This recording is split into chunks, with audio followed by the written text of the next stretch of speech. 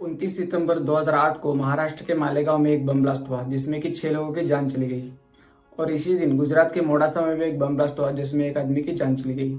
90 के दशक से लेकर 2008 तक का दौर भारत में बम विस्फोट का दौर रहा, जहां हर साल कहीं न कहीं बड़े बम धमाके होते। कभी कहा जाता कि इसमें पाकिस्तान का आते तो कभी इंडियन मुजाहिदीन का नाम लिया जाता, लेकिन पहली बार मालेगांव के बम ब्लास्ट जांच में ये पता चला कि नहीं, इसके अंदर कोई दूसरा भी मौजूद है। इस जांच के बाद ये पता चला कि कई कट्टरपंथी हिंदू संगठनें भी इसके अंदर शामिल है, क्योंकि इस बार इसकी जांच कर रहे थे उस वक्त के सबसे ईमानदार अफसर IPS हेमंत करकरे, जिनकी ईमानदारी के लोग कस्में खाते थे और जिनकी ईमानदारी की बात पूरे पुलिस महकमे में होती थी। जिस वक्त ये बम ब्लास्ट हुआ उस वक्त IPS हेमंत करकरे महाराष्ट्र ATS के चीफ थे।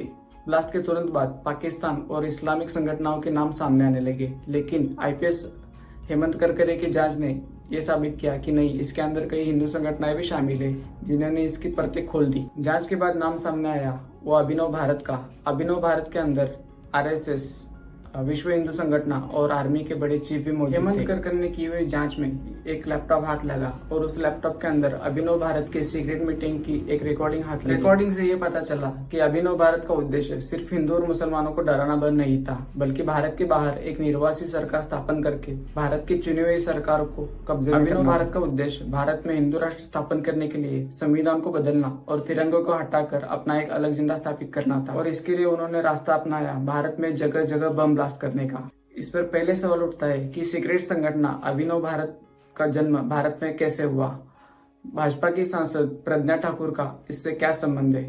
आर्मी के बड़े ऑफिसर कर्नल पुरोहित कैसे इजराइल और नेपाल की सहायता से भारत में हिंदू राष्ट्र स्थापन करना? इजराइल के ऑफिसर से इनकी क्या बात हुई थी? और मालेगांव से पहले कहां कहां इन्होंने बम ब्लास्ट किए हैं, जिसका नाम पाकिस्तान और ISI संगठनों पे डाला गया? अभिनव भारत से RSS का क्या संबंध है और कैसे आतंकी संगठन ये पकड़े गए? नमस्कार, मैं हूं नवाज। इससे पहले कि हम आगे की कहानी शुरू करें, मैं आपसे रिक्वेस्ट करता हूं कि इस हमारे चैनल को सब्सक्राइब कर दीजिए और लाइक भी कर दीजिए। इसको आपको बमुश्किल 10 या 15 सेकंड लगेंगे, लेकिन हमारे चैनल के लिए ये बहुत ही जरूरी है। अब शुरू करते हैं आगे की कहानी। साल 2008 के मई महीने में राजस्थान की राजधानी जयपुर में एक के बाद एक कई बम धमाके हुए और इसी के साथ भारत के कई अन्य इलाकों में जैसे कि दिल्ली, अहमदाबाद, बेंगलुरु में भी कई बम धमाके हुए। बम धमाकों में सरकार ने आतंकी संगठनों को आगे किया। 29 सितंबर 2008, जहां की महाराष्ट्र के नासिक जिले के मालेगांव में लोग रात के समय ईद की तैयारी वगैरह कर रहे थे। मतलब कि उस टाइम पे रमजान शुरू था और उसकी तैयारी में लोग लगे हुए थे। उसी वक्त वहाँ के एक मुस्लिम इलाके में, जहाँ की बहुत भीड़ भाड़ वगैरह लगे रहे थे, वहाँ पे एक बाइक में बम फिट करके वहाँ पे पार्क की गई थी, जो कि थी फ्रीडम एलिमेंट, जिसका फोटो मैं यहाँ पे दे दूंगा।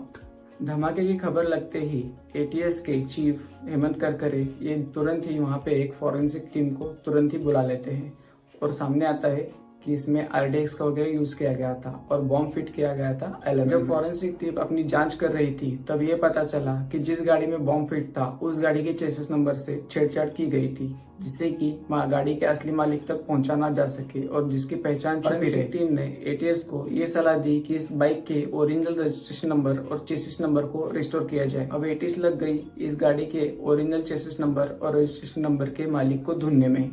जैसे ही ATS बाइक के ओरिजिनल चेसिस नंबर को रिस्टोर कर लेती है तो इस आतंकी साजिश के कई पर्दे खुलने लगते हैं, जिसमें कि कोई और नहीं बल्कि नाम सामने आता है भाजपा की सांसद प्रज्ञा सिंह ठाकुर का, जो कुछ पहले तक RSS के छात्र संगठन ABVP से जुड़ी हुई थी, जिन्होंने हाल ही में संन्यास लिया था और अभी फिलहाल में वो भोपाल में एक सांसद है भाजपा की। आगे की जांच में ATS को पता चलता है कि बाइक में बम फिट करने का काम काल सांगरा, संदीप डांगे और प्रवीण मुतालिक ने किया था। अंततः ATS ने मोटरसाइकिल के नंबर यानी कि बाइक के असली मालिक यानी कि सांसद रही प्रज्ञा सिंह ठाकुर को 23 अक्टूबर 2008 के दिन अरेस्ट कर लिया। कहानी आगे अभी और बहुत बड़ी है, इसलिए हम इसको पार्ट पार्ट में शूट करेंगे और